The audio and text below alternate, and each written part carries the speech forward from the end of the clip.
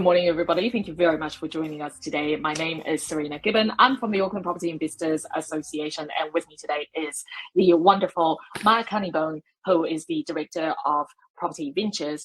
Additionally, Mark is also, for those of you who are unfamiliar with the PIA ecosystem, Mark's been involved with various property investor associations for a very long time, having been investing since couple years, no more than that, but having been investing for what Mark said since the 90s.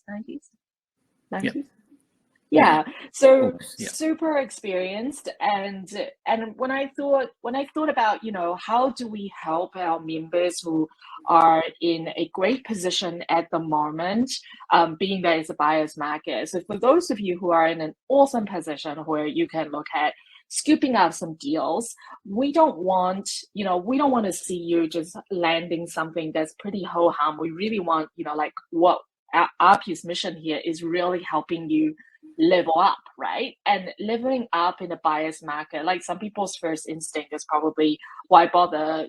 The balance of power at the moment is shifting towards buyers, but I actually think that's the wrong attitude to have. I think, you know, given that now buyers are having a bit of a step up, now is a great opportunity to really explore how do you buy with a lot of intention, buy in a way that's very strategic, so that you kind of leapfrog your way forward, more so than if you just naturally rely on the forces of the market. And I really can't think of anybody better to approach to talk about this topic, because in addition to being an investor, Mark's a real estate agent, and Mark, like, on top of having some really good tips himself, I'm pretty sure he's had the front row seat to witness what other very, very savvy buyers were doing at this point of the last market cycle. So I'm looking forward to learning more from him today. It's really about how we can help you land a phenomenal deal in a buyer's market. So before I hand everything over to Mark, don't forget, any questions you have, pop it in the chat box to the right-hand side of your screen. And everything Mark is going to be covering today is intended to be general information only and not legal, tax, or financial advice. That's it from me. Thanks, Mark. Thanks, Sarina. Some pretty good stuff you said there. And I don't know if I'm the best person to be doing this, because you know, you've got to negotiate against a real estate agent a lot of the time. So, and also that you're looking forward to what you learn. You know so much yourself, Sarina, and hopefully because of the people that listen to this through the APIA, as you said right at the start, which is a really good point. They say be ready for when the market is like it is now. And if you are ready and you've done what the APIA have taught you over the last, you know, many years you've been watching, and different events from APIA, hopefully you are in that situation, because any time in the last 6 months, if you're a cash buyer, boy, cash as king has never been more so in the last 6 months as it is right now. Or things like the triple CFA and what have you been slightly more relaxed. It's not all about cash, but most people who have been buying, there have been so few and far between them, have had to have cash because they couldn't get lending. But anyway, that's all good there. But yes, apart from being an agent, most of you know who I am, probably watching this, but oh gosh, I thought it was all going to come up together. I won't not go into all three of these, but all you need to know about this is obviously that I was a trader, renovator for many years, so I love negotiating. I had on the front screen that I just love negotiating. I do love negotiating, and I love really getting a great result. And as an agent now for a vendor and buyer, and we'll talk a bit more about that afterwards. But you know, today's all about buying. You know, you see there, property finder, buyer's agent. That's how Property Venture started, and that's what my love has always been, is negotiating a property deal. And now I love it in a different way, negotiating on behalf of both, but working for the vendor. So there we go. So I've been told to talk about from Sarina 3 things: is landing phenomenal deals in a buyer's market, one of sticking to your buying rules, and I'll speak about that in a moment. Figuring out your bottom line, and so when you negotiate, know what it is. I'll talk a bit about that, and auction tender negotiations and different buying strategies and tips. I'll do more the buying strategies and tips rather than go through each of them individually, and I'll say sort of why, I guess, afterwards. So that's where we are there. So getting into it, right, let's stick to your buying rules. It's pretty important to have your buying rules, and sorry to bore some of you that have heard me over many years. I'll start off this sort of chat any time with the same thing. You must have your plans and goals, because if you don't have your goals and you don't have your plans, and and anyone's been to a goal session or training will learn, if you're that that far off or 3 degrees off, thousands of miles or kilometres, you're going to be a long way off. And it's no different with property. So have your plans and goals. You must know why, what you're doing, what you're trying to achieve. Whether that's it might be a 30-year goal for some of you lucky people there. It might be a 5 or 6 year goal with more people more at my age, or even a 10-year goal. So know what they are. If you don't know them, that you're sort of, I guess you're making your first mistake. So even though the market's good, don't just go on willy-nilly and buy any old property that you see. So as I said, know what you're looking for. Excuse me. But don't be blind. And I'm going to contradict almost this comment for the next one. But know what you're after. You're after a whatever it might be, a 3-bedroom home with a bit of land you can subdivide later on, or whatever it may be. But sometimes, and especially now, even in any market, something left field will come, and it's just amazing property. It might be not what your plan is right now, but it might fit your overall goal. Having plans for me short term, the plans moving forward, and the goal is at the end of the day what your goal is. And occasionally something like that can come down and get it. I've had one in Marlborough about 9 years ago from someone that many people on here will know. She's been you're a partner, been in the Property Investor magazine many times, very successful investor.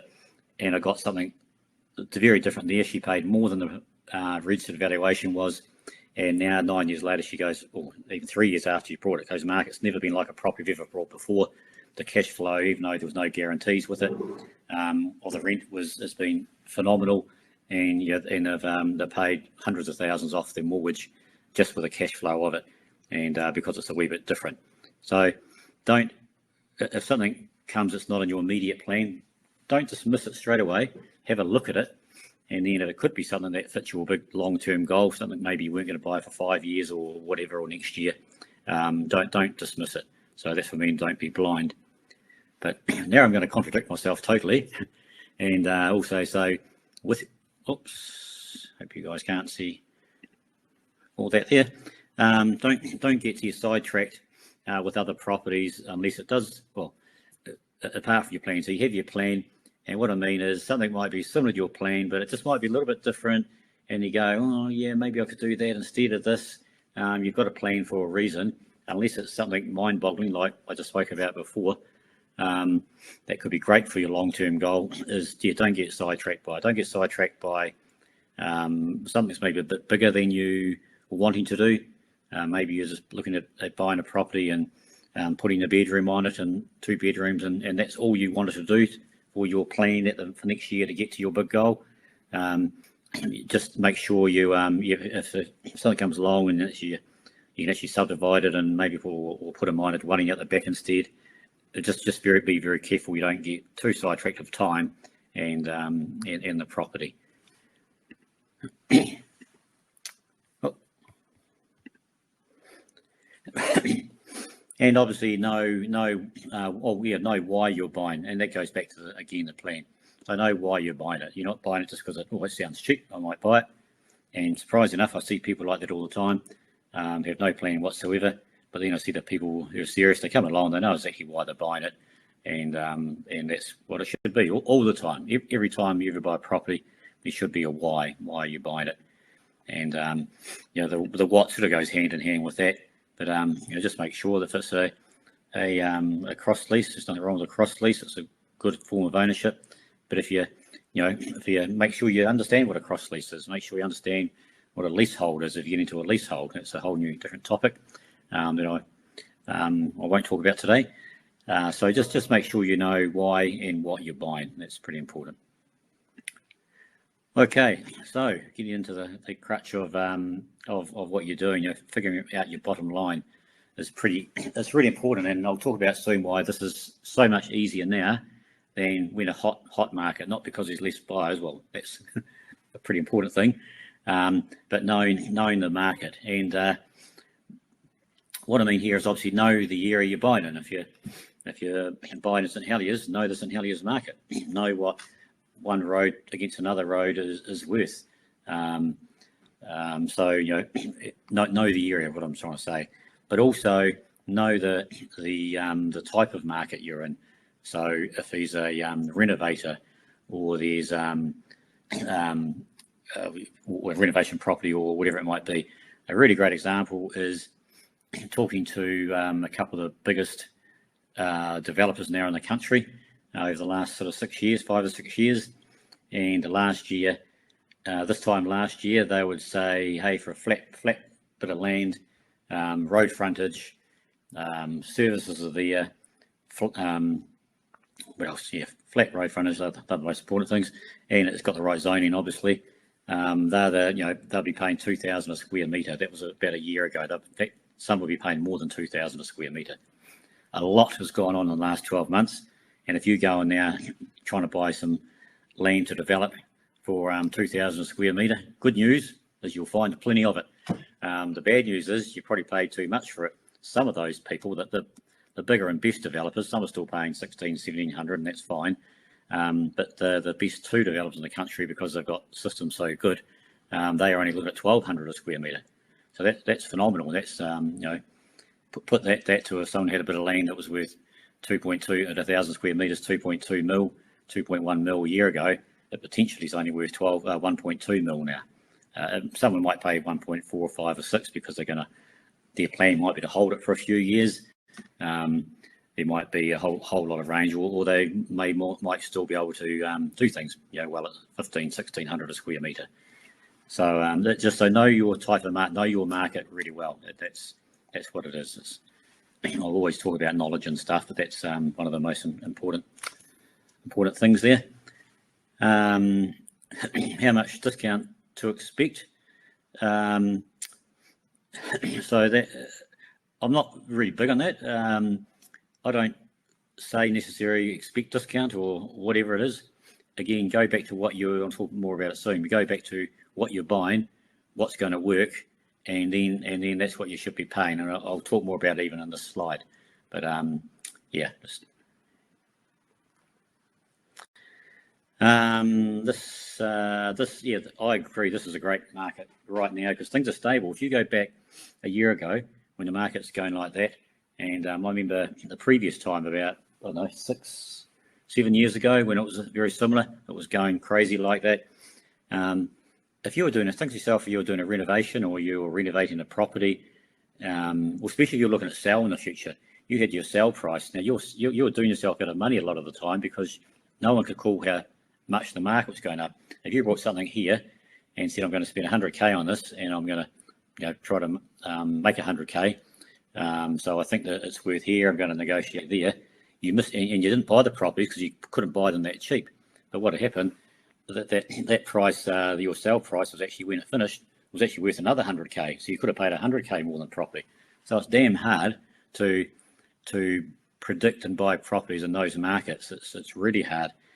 You get to speculators that come into the market and think they're the best traders in the world because they've brought something and they've made 30,000K or 50,000K in 3 months. That's easy because that's what the market's doing. So you don't have to be Einstein to work that out. But you do have to be Einstein or know a bit more about it to judge in that hot market. In a market like now, it's completely different. And I'll give you an example of what I mean. I've just got a place. I shouldn't want to talk too much about it. It's not a unconditional yet, but it's just a great example of a few properties at the moment that I'm dealing with.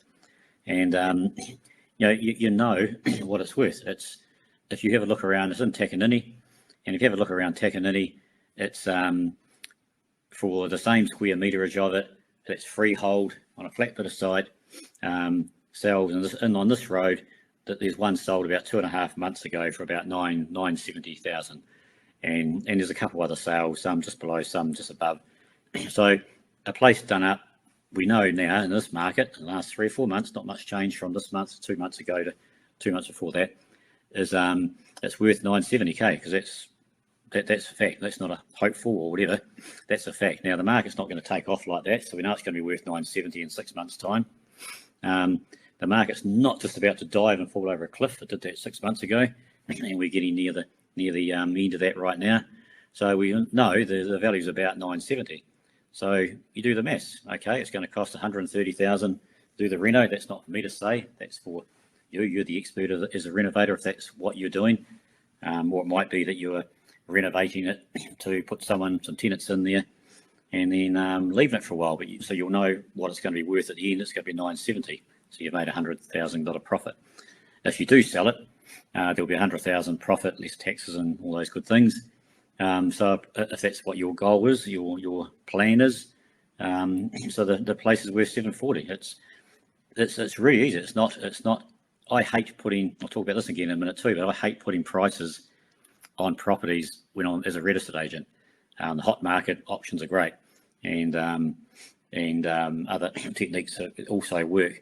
But in this sort of market, actually a price is pretty easy to do, because you know pretty well what the place is worth, unless it's completely different or very, very high end or whatever it might be. So that's why I like this market. Apart from there's not as many buyers around, as a buyer, this is sort of, it is what it is. You know what the place is worth. It's much easier to do your calculations than it is in a hot market, which is all good. So I'll move on from that.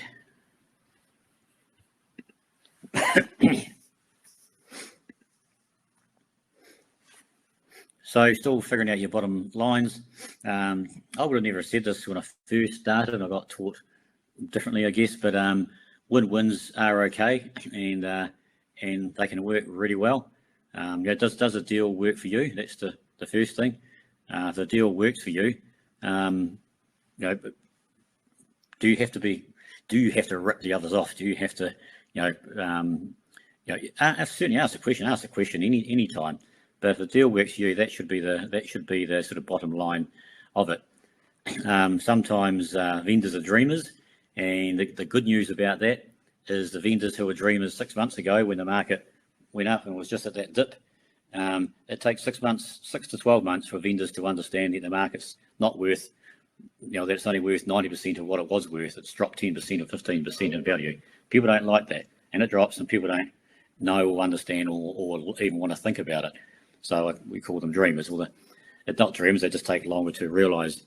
But sometimes buyers are dreamers as well. Just like the Takanini property I just mentioned before. Someone come up and offered me $600,000 for it.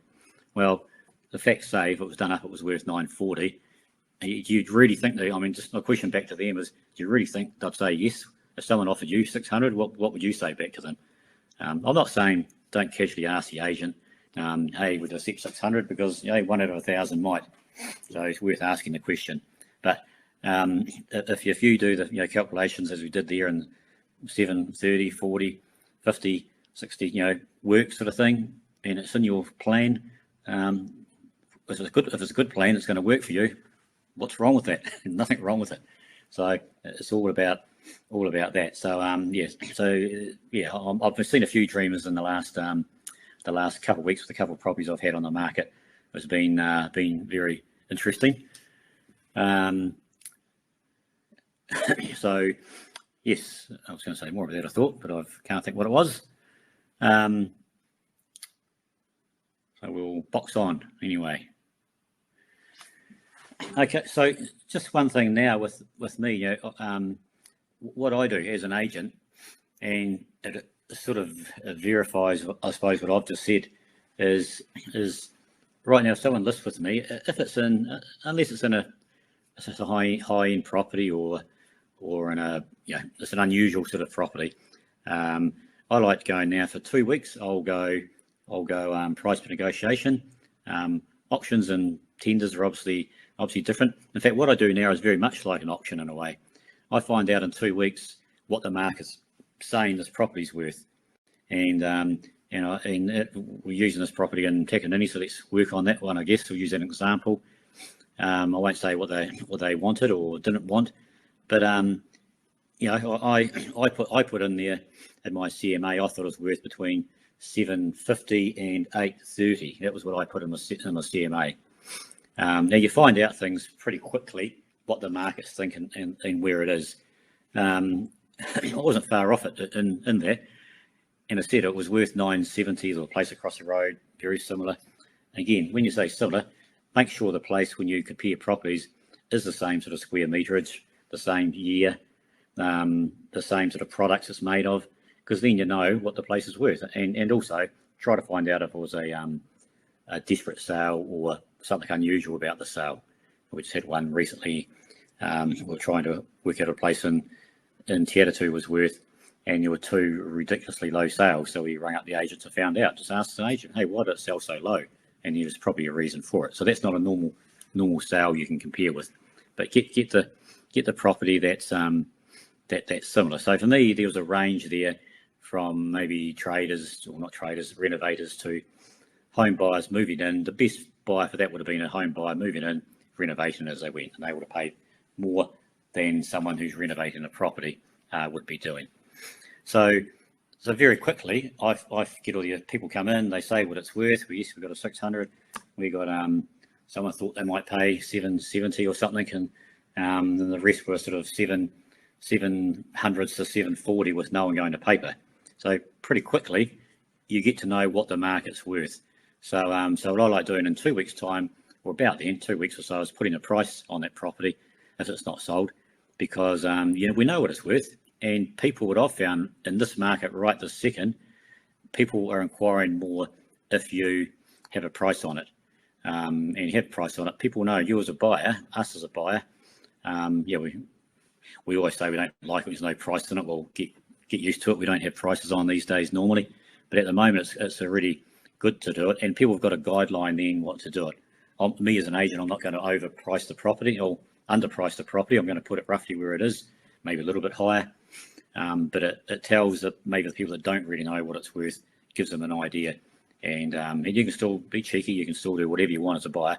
But the price, if it's an agent that knows the property in the area and all those things we just spoke about, the market for that property, a price gives you a good guideline to what they might accept and where they're at, sort of thing. So that's what I do now. And again, it's because I can work out very quickly what it's worth, and you can't do that on a market like that. So it's much harder. So now it's great for so many reasons as a buyer. One, there's less people compete against, and secondly, there's less people. You know what the place is worth. Moving on from that, or on the same sort of tone, as I've said before in the negotiation brief to this same audience, is the key to negotiation is education. If you know the market, you know everything about that property or about that area, what places are selling for, that you can negotiate far easier. You might be a terrible negotiator, but you know the facts. Facts give you a lot of strength and power. I always say education is power, and it does. So if you go on a negotiation with a vendor on a private sale or with the agent, and you show you do have that education that the agent should have, but a good percentage of them don't, you have power over that agent and or the vendor. So but also at the same time, be realistic when you're talking to the agent or the person. Listen, you might actually learn something from that person. You might assume stuff, but I got there what pisses me off. I had one case just recently.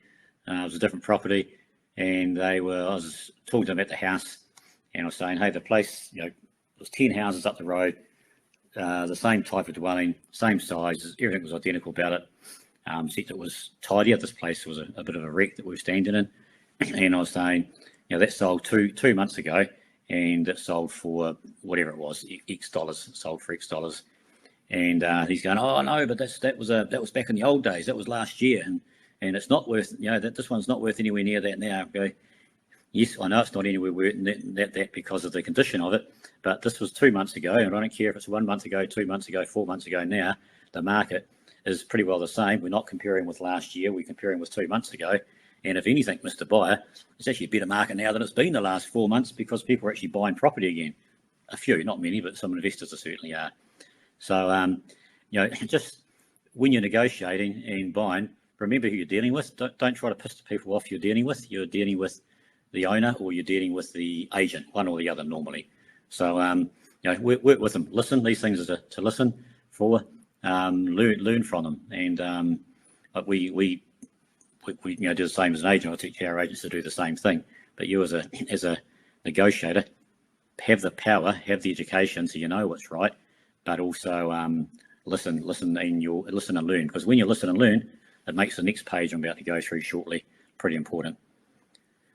And as I just said there, education is power. That's what it is. So make sure you know what that place is worth, and what a deal's worth, and what it's worth to you with your plan. Quite simple, really. And some of the best deals I've ever done as a buyer, before as an agent, when I was buying property and trading and building and a whole lot of different things, was when I justified what I'm paying. Again, that was education, not justifying. I'm just showing facts and figures. And that's why bigger organisations have stats people work for them. People go, oh, stats are power, because stats show what things are worth. So if you go in there, I remember one in particular, I was a place was being subdivided into two. In fact, they subdivided into two titles behind their place, and I went in there and said, right, Mr. Agent, or Mrs. Agent in this case, I says, I want to have a meeting with you, the vendor, and me, and we're going to go down and sit down together. So the husband and wife were there, the agent was there, and I was there, and I just went through telling them, not telling them, just showing them by facts and figures why I was trying to negotiate what I was. And I was negotiating a long settlement. I was negotiating some stuff I could start building this place before.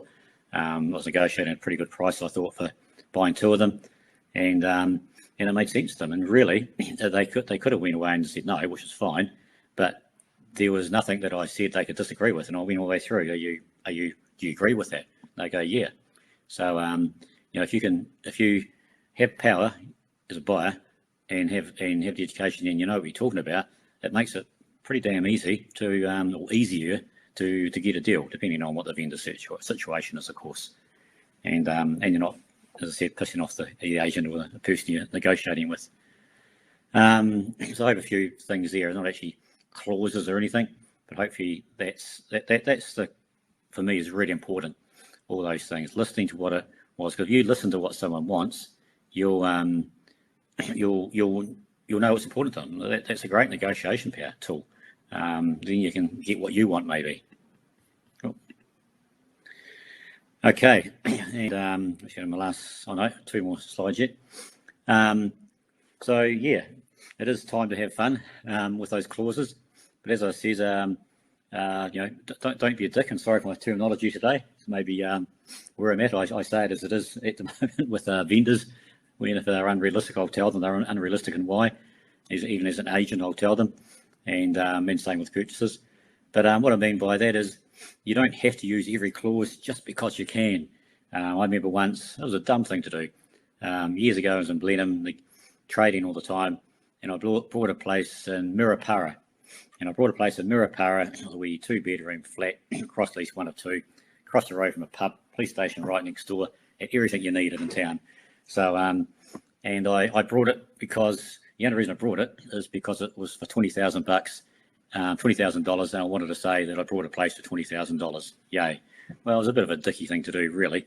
I didn't need to buy it. I was never going to make any more than $5,000, and on that particular deal, I made $5,000 less marketing, less lawyers' fees for buying and selling the property, and tax and stuff. I made about $1,000 for a couple of months of not stress, but it wasn't easy to sell.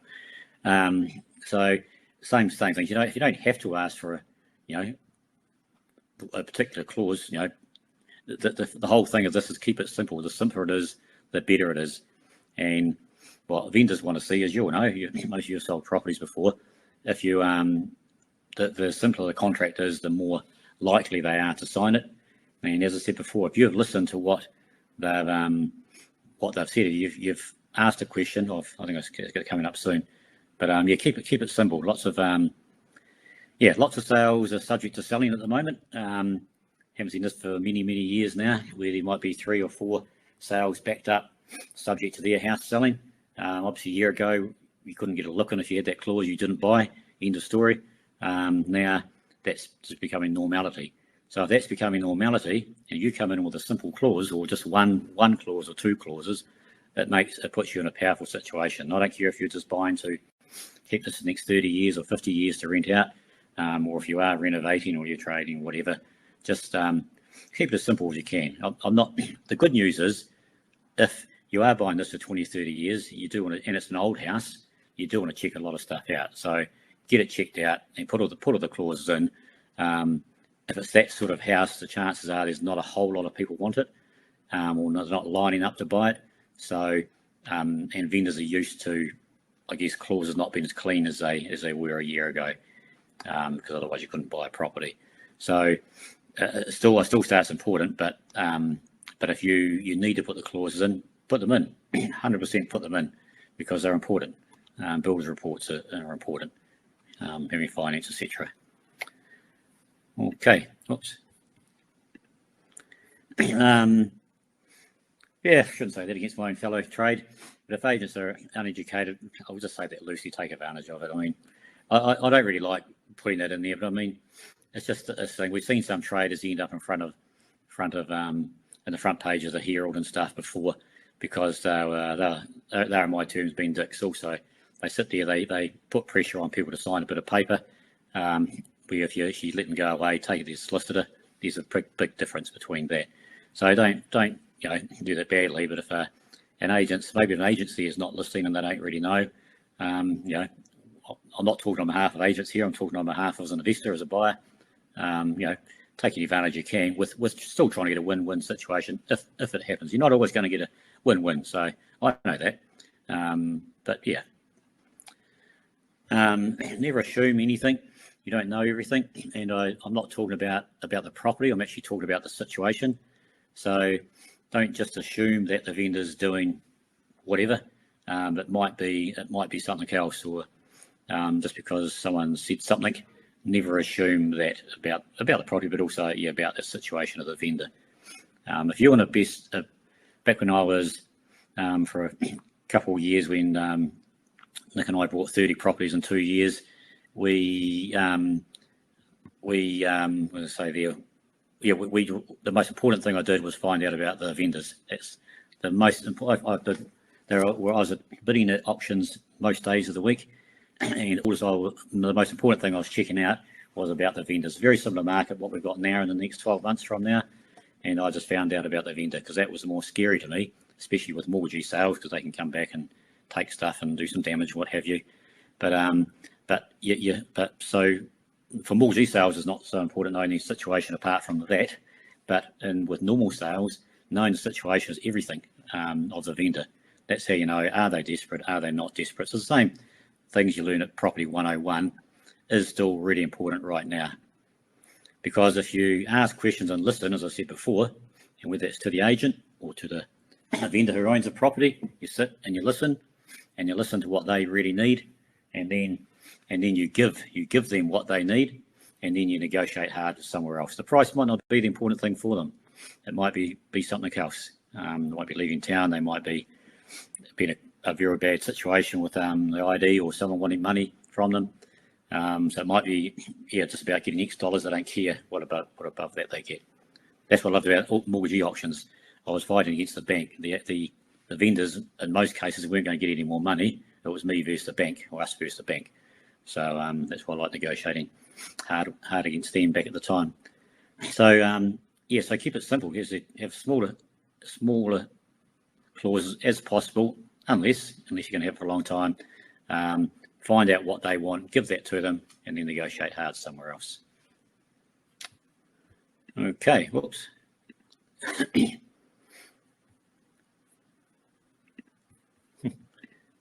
Okay, and we've got just different clauses. I mean, there's hundreds of clauses I could write on here, and I'll probably spend more time on the other thing than the clauses.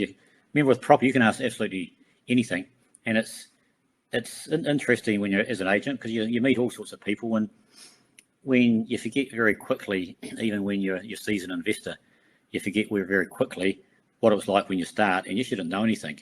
We've got one particular property, or two properties at the moment, where the vendors are really inexperienced, and they could be taken for a bit of a ride potentially. But I think either would. But they don't know what I think is really basic stuff. And the same thing when you start out investing, you think you've read a couple of books, you know stuff, you don't know everything. So you learn and what have you. But you can negotiate anything at all in a property. So that's remember that. So there might be the REI and Z clauses, which is a lot. In fact, I should know how many clauses there are. Lots, between 50 and 80 clauses. There's a lot of clauses there. But you can make your own clauses up to fit a situation. So keep that in mind. You might have tenants in there. You want to keep the tenants in there. They might be. There's just anything's possible. What I say is there might be a tenant in there in a fixed term for another year, and you want the property and you want to live in it or renovate it or whatever you want. You might have your own tenants to move in there. There's lots of ways to do deals. So just always ask the question. Don't assume, and we'd assume again, that because it says whatever it says, that's the only way of doing it. There might still be more ways of doing it. So always don't never be afraid of asking the question. Just a few clauses I've got on there. And again, it depends on the situation. It depends on education, learning about the vendor, knowing your plans and what works for you. Just an example, I've got another property that's going in a multi-offer, and I'm going around here today. And one of them has got a settlement in 2 weeks' time, and another one's did have a settlement for 4 months' time. They brought it forward to 3. So there's two things, and the shorts, again, listen. If a short settlement suits the vendor, and you can do that, great. You might pick it up for a bargain. They can settle in 2 weeks' time. Awesome. It might not suit your strategy to do that. And in this market, if this place has been on the market for 3 months, 5 months, and they haven't had any offer, they might be welcoming an offer with a 6 months or even a year's settlement. Ask the question. Just, as I said, don't assume, just ask. And if it suits you, I'm looking at something at the moment, and I'm going to try it because of a situation, for my situation, and I'm asking for not paying, paying a minimal deposit and paying the rest in a year and a half's time. Why not? Settlement's not going to be for 2.5, 3 years. I've asked the questions, and they said, yeah, tell me a date. So, ask the questions. So long delay settlement depends on your situation and theirs. Early access, a lot of agents won't like doing this, but it's not up to the agent, it's up to the vendor. A lot of vendor solicitors won't like this. I did a great deal years ago, brought 4 flats, 4 units in a block of 1, and had the first 2 completed before I settled the property, the renovations of them. So that was great. So we went on and finished the last 2 months later, sold them. So early access early access, you pay your deposit, you might not settle for 2 months' time, but you have access to move in or do something to it in a month's time. Easy if they're not there. If they're living in it, obviously you can't. Don't be stupid. Subject to sale, as I said, is a very happening too often at the moment, but that's just a sign of the times. People can't sell their houses easy, and they have to sell their house before they get the other house. But when you're not in that situation, it puts you in a much stronger position right now. Make sure you have finance, or you have the finance clause in there. Now, just one thing, I'm not a financer, but many got caught out 6 months ago when they thought they had approved finance, or they did have approved finance, subject to XXX, or X, Y, and Z. And X, Y, and Z were pretty important, and when the market turned and things happened, X, Y, and Z couldn't be fulfilled. The people with no condition on a property, they brought it auction, and they couldn't settle the property. Saw way too many people in that situation. So just if you do get pre-approved finance, make sure you understand it, so it is what you think it is. And then, or do subject to your finance. It doesn't matter, as I said, there's opinion on the situation. If your only clause is subject to finance, there was pretty happy vendors to take that clause on. So, as I said, play with the clauses. You use what you need, put in there. Don't use what you don't need. As I said, what do they want? Already covered that thoroughly. And early, I've put early access down twice. Oh, well, never mind. Or if you are in a multi-offer still for whatever reason, put unconditional. Make an unconditional sale still, especially if you're in a multi-offer. You don't really have to do that very much in this market. Again, it just comes down, every situation is so different in property, and that's where you can read books or whatever, but get out there and do it, and you learn situation. When you've done negotiated 10 properties, you've learned a lot more than reading a book, in my opinion. I'm not saying reading books are bad. Education is great, but get out there and actually have a go and do it, because then you realise what you can and can't do. If you go, if the vendor wants out now, they want unconditional offer, or they just want out, and you give them an unconditional offer, you might save yourself 10, 20, 50,000 bucks. Is that a good result for you? Yes, as long as you know you've done everything else. Maybe a builder's gone through with you, whatever. So again, it's situation by situation. So that's sort of where I'm at with that. And I hope you're still around there, Sarina, because I think if I click here previously, there is no next. He's only previous, so I must have got the end of my slides there. You did. Hey, let's do questions. We did say it's going to be a 45-minute session, so we got 5 more minutes left, guys. You have 5 more minutes of Mark's time, precious time. So make sure you pop your questions into the chat box. I'll read them out now. To buy people a little bit of time to get their questions submitted, Mark, I'm going to start with one. Probably a bit esoterical, but let's give it a go. I want to say, in all the years I've been involved in the rental sector, you're like the nicest guy I know. Oh, you don't really know me, Sarina. But you are so nice, and that's the thing is, I'm always surprised when you talk about how invigorated you get when it comes to negotiation and the back and forth, like the whole process of buying. And I know some APIA members find that very, very confronting, and they seem to conflate being a good person with being able to secure a deal. And I just thought, could you talk a little bit about, unpack just very quickly, because we got actual questions from actual audience. Could you talk a bit about how you reconcile the, your niceness with serving, being your own zealous advocate at a deal? I suppose in recent years, I've got very honest with things. And I probably say way too much when I meet people for the first time about myself. But I'm very honest, and that's a part of the age thing, and a part of some stuff that's happened from health reasons in previous years. So I'm honest, I guess, because of that. And because of that, when it comes to negotiating, as I said in that last slide, if you can, or second last slide, I think it was, if you can, again, knowledge is power. And I've never realised, I was never a great student at school, right? Because I didn't care about getting knowledge, getting education and being that knowledgeable. Now knowledge is everything, and that gives you so much power over anyone you're negotiating against, or you just justifying to them. I actually justify too much in my life. I found that's one of my faults I do have, and in the last year. But with this negotiation, if you can justify why you are offering something, it just makes it easier, and it just everyone. If I walk away with a win-win, then, but if you just go in there like someone did, and for that property I had in Taken, and he said, we're going for 600, I'm not giving you a cent more for it. Well, okay, can you justify that for me? Oh, yeah, I'm being a dick. I'm not that nice. But that's just the, I don't know, so maybe just life and time and experiences through that is, if I get a fantastic deal, but I'm getting a couple fantastic deals, right now, because I do know the situation, and yes, I'm the inside word on it, I guess. Fantastic, settlement a year and a half's time. One settle without paying. Well, actually, I didn't want to put it. I was going to put it in, but I didn't put it because it's damn near impossible these days to do it when you settle property and have what do you call it, vendor finance.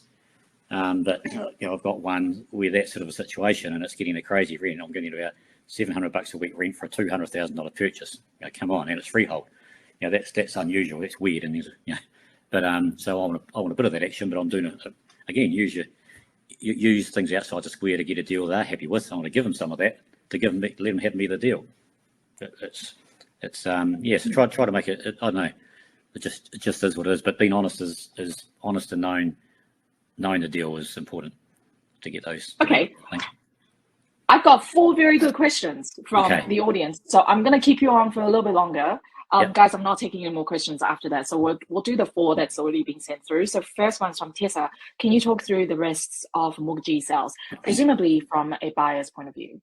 Yep. Yeah. Well, we say the biggest risk is most of the clauses on the contract have been crossed out. So all the guarantees have been crossed out.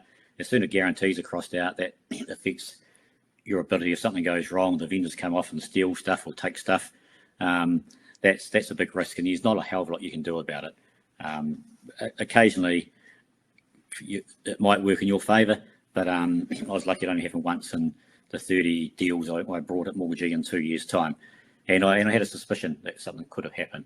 So that really, for Mortgagee's auctions, that's the biggest risk is that's simply it for me, and that's why what the vendors were like, to see what sort of people they were, not what they, it was more what sort of people they were. Were they likely to come back and take anything out of the house and steal the brand new kitchen that's in it, sort of thing. So that's those sort of things. The most horrendous one I've heard, admittedly did not happen in New Zealand, but it was like the mortgager went in, dumped something through the pipework, and the new owner ended up having to rip out the whole something about block. I don't know, some chemical. I've seen that on new builds in New Zealand. I have, when the new builds been taken over. Yeah. Oh. Yeah. No, not good at all. Not nice. Let's take the next question from Alex. Hi, Alex. Mark, how do you see things in South Auckland? What type of properties are looking to be the best deals? Prime and back in, for me, I actually haven't sold that much in the recent years from what I used to 7 years ago. I'm back in the selling mode myself now, and I'm absolutely loving it. After not doing any for a long time, secured a couple of deals this week, but and they're both in South Auckland, those 2 deals. So it's quite relevant. I'm seeing investors back in the market, and I'm seeing the cheeky investors, and but then I'm seeing the investors that could justify what they've got. This is what I spoke about today. So what type of properties are looking to be the best deals? It's really right now, from a buyer's perspective, take to do with my agent's hat off, because of what I said before about the land being so much not cheaper, should be cheaper, but more desirable or less desirable now for a vendor to pay 2,200 square meters, $2,000 a square meter, and now it's only worth $1,200 a square meter. If you can buy land for even higher than that, for $1,400 a square meter, $1,500 a square meter, that's going to, and you can hold it and rent someone in it, and it might not all be about cash flow for you yet. I see that as a good buy, because if you can buy it cheap now, when things do get better, hopefully for investors, for developers in time to come. I just heard a wee sneaky thing that money might be a smidgen easy for developers coming up. Whether that makes the square meterage any less or more, I don't know. But I have heard that because there's no developers have got any finance in the last year, or very few, there is some coming up. But so that's probably one. Otherwise, just the normal things: look for a good buy, look for what fits your goals and your plans, really. But that's probably just one right now I see as very good. Piling on from that, Alex, if you haven't already, if you go on to APIA TV, one of our most recent video is actually a case study of a South Auckland deal that our member Kirsten Hawke did with the assistance of one of our sponsors, James Goran from the renovation team. To me, the numbers look very impressive. So I don't know how you would feel about it, Alex, but definitely check it out. Let's look at the next question from Simon. Simon wants to know your best tips for bridging the gap between vendors' expectations and the reality of the market. Time. Yeah, and we're lucky as here right now. We've had 6 months of the market tipping over, and most vendors now I talk to realise that one, I shouldn't say it's a technique, but it's the truth again. It's a technique, but it's the absolute 100% truth. For both properties that are going through this week, I've had within of the vendor's expectations, they've said I want X dollars, and I've got an offer from down there, and in both cases, it was three for both properties. 3 people that put an offer there had walked away and they'd brought something else in a week. So there's a lot of transaction happening right now. There's a lot of transactions happening, but not at a great rate. I mean, not at a great, price sort of thing. So I said to these people, hey, you're up here still. We just had 3 buyers. And I said the other day to one of the ones who've agreed to the price, I said, you've turned down 3 people at this price. You just have to think about whether you do want to sell. I'm just, in their situation, I want to move out of town, family and stuff. I said, what I don't want to happen is you come back in 2 months' time and say, I want to accept that figure now, because guess what?